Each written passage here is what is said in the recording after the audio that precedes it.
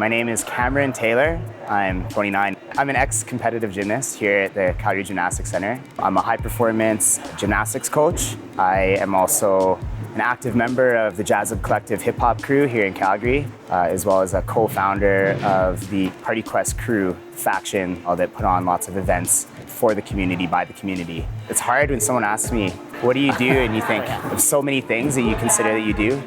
The boys I coach here at the Calgary Gymnastics Center hopefully will grow up to be Olympic athletes in the sport of artistic men's gymnastics. That's my dream, that's my goal. And specifically, I work with kids age 3 to 4 up to age 9 and 10.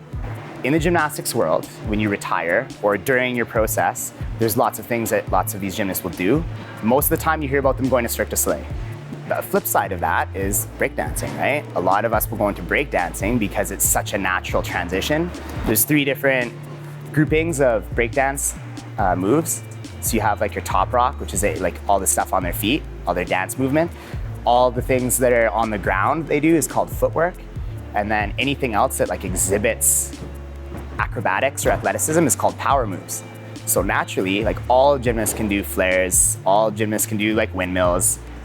And a lot of the kids are just naturally amazing because there's no, it's like a little kid isn't worried about how they look while they're doing it or anything, right? They're just doing it because they have passion for it, and it's that passion that makes it really cool. I also work for a bunch of different companies that are involved in alternative education. I do a little bit of work with the Woods Homes community through Impact, the at-risk kids. That's an interesting thing too, because what we say tends to become our reality, almost the limitations we put on ourselves and other people. So when I think of like the word at risk, I think that already I'm putting a label on them. So I try to just call them homies or little homies, but it's true, they're in a place where they could be at risk at finding themselves up in some really nasty places within our community. So I go to these places and I honestly just try to listen.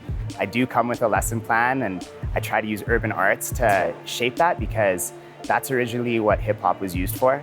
It was birthed out of poverty in a place that really needed it. And it replaced, or at least reduced, the amount of violence that occurred, the amount of physical violence, gang shootings and things like that. It turned into hip-hop breakdance battles and MC battles and showing your skill lyrically. And I try to go into the schools with this idea and I listen to, what is hip-hop to you guys? Quite often I'll come with my turntables or I'll come with my looper and I'll often just not even use them and we'll end up just talking and just letting them know that there is someone there that's committed to just hanging out.